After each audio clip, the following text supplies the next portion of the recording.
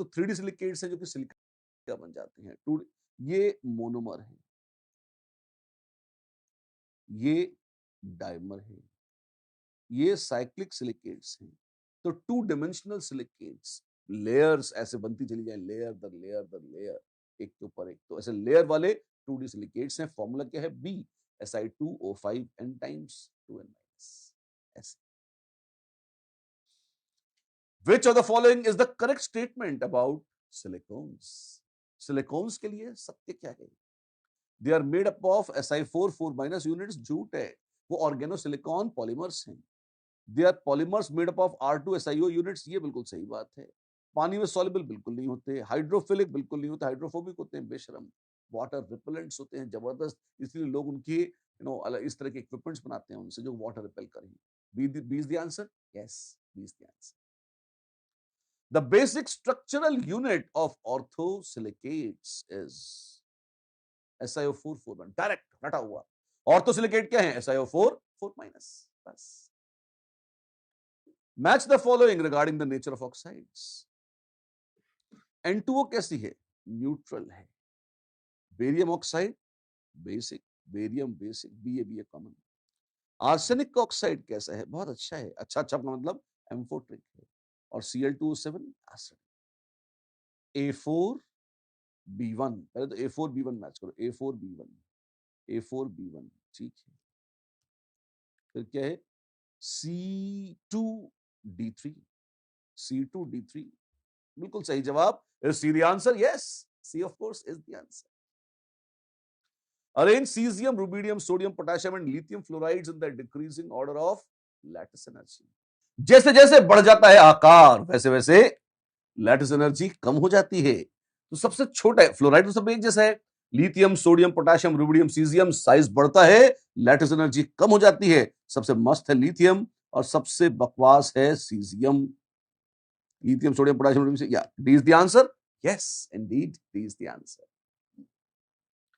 Which of the following bonds is the weakest? सबसे कच्चा bond कौन सा है? कोवलेंट आयनिक हाइड्रोजन बॉन्ड या लंदन फोर्सेस? लंदन फोर्सेस है सबसे Lallu. D is the answer, क्योंकि लल्लू मोस्ट वही है।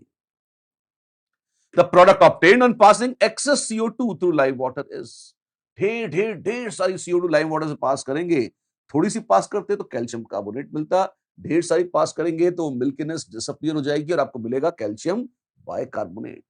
CaCO3 पानी और CO2 के साथ मिलकर बना लेता है CaHCO3 whole twice.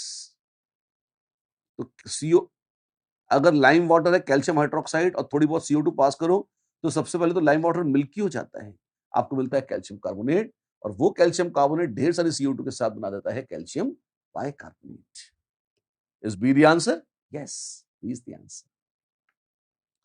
Name of the structure of silicates in which 4 oxygen atoms of SiO4 4 minus are shared is, well, चारों के चारों ऑक्सीजन शेयर हो जाएंगी तो 3D सिलिकेट्स बन जाएंगे ना।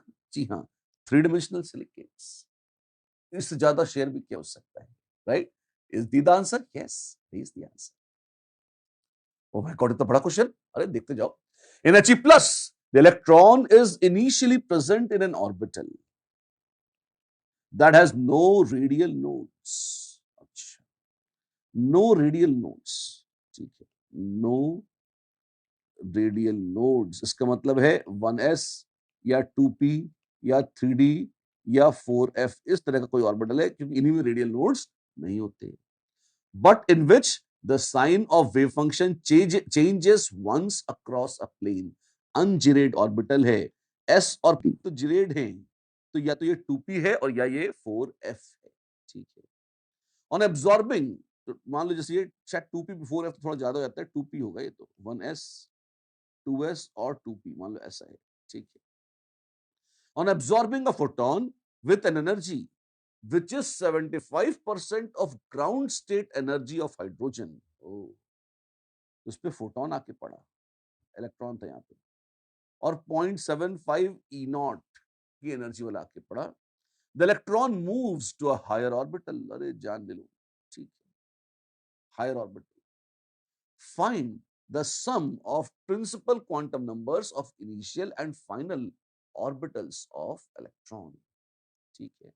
अब 2p से ऊपर कहां जाएगा? एक बात आपको पता है, अगर सिंगल इलेक्ट्रॉन है तो एनर्जी ऑफ 2s बराबर 2p, 3s बराबर 3p बराबर 3d। एनर्जी सेम होती है इनकी। तो हम सेकंड और थर्ड शेल में एक बार एनर्जी डिफरेंस निकाल के देखिए कितना होता है, क्योंकि या तो सेकंड से थर्ड में गया होगा और या फोर्थ से फिफ्थ में गया होगा, यही हो सकता है। एक बार देखते हैं। E is E naught Z square upon N square। अच्छा, तो energy in second orbit is E naught into 4 Z2, Z बराबर 2 है तो 2 square is 4 upon 2 square which is E naught, and E3 is E naught into 2 square upon 3 square which is 4 by 9 times E naught। ओहो, तो difference कितना आएगा? Delta E between 2 and 3, 2 और 3 का जो अंतर है वो कितना है? वो है 5 by 9 E naught। वो है 5 by 9 E naught। ये कितना है 5 by 9 E naught? ये है क्या ये 75% ऑफ E naught है? नहीं नहीं नहीं, ये तो कुछ अलग लग रहा है। ठीक है, तो सेकंड से कूद के थर्ड में तो कम से कम नहीं गया है। E4 का देखिए, E not into 2 square by 4 square which is E not by 4, जो कि ऐसा थोड़ी है कि 2 से कूदेगा तो 3 में जाएगा, शायद 4 में चला गया हो, है ना? ये सही लग रहा है।